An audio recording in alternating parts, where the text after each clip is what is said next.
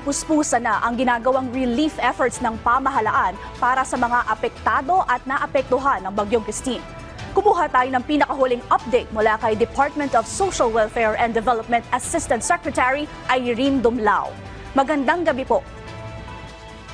Magandang gabi, Sheila. Magandang gabi din po sa lahat ng sumusubaybay ng inyong pong programa. Miss Irene, gaano na po ba karami ang inyong naihandang relief goods para po sa mga naapektuhan ng bagyo? Yes, ang Department of Social Welfare and Development ay meron tayong national stockpile ng mga family food banks na nasa mahigit 2 million.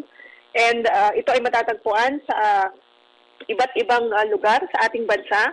And of course, sa ating National Resource Operations Center at sa ating Visayas Disaster Response Center. And patuloy tayo na nagpo-produce ng mga family food banks so that we could immediately replenish yung mga stockpiles natin na maaring magamit as part of our disaster response operations.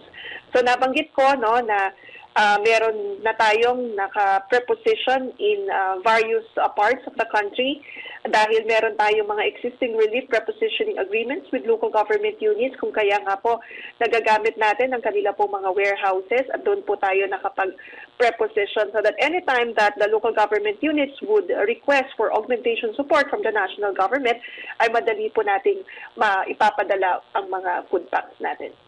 Nabanggit niyo po na ito po ay sa buong bansa. So ano-ano po bang mga lugar ang kayo pong naipamahagian na ng inyong mga relief goods?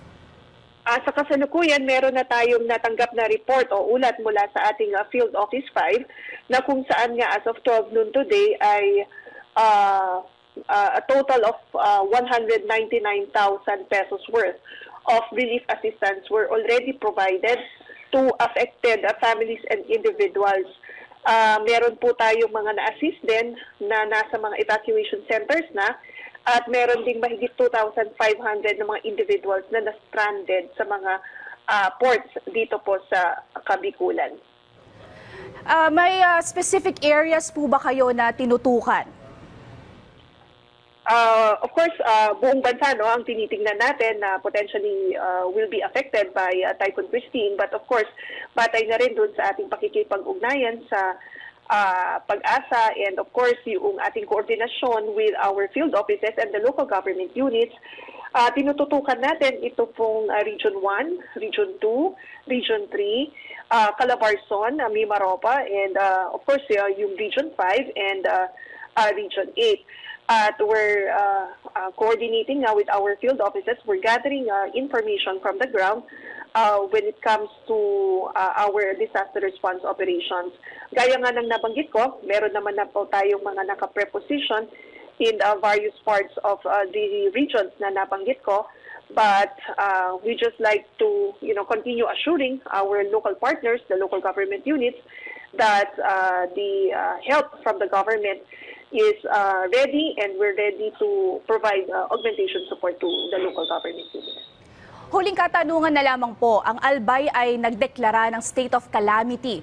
May mga ekstrang tulong pa po ba kayong naipapaabot sa kanila? Yes, actually, nabanggit ko nga for Region 5, may naka-preposition tayo ng mga family food packs na sa mahigit 160,000 yung mga food packs that are strategically prepositioned.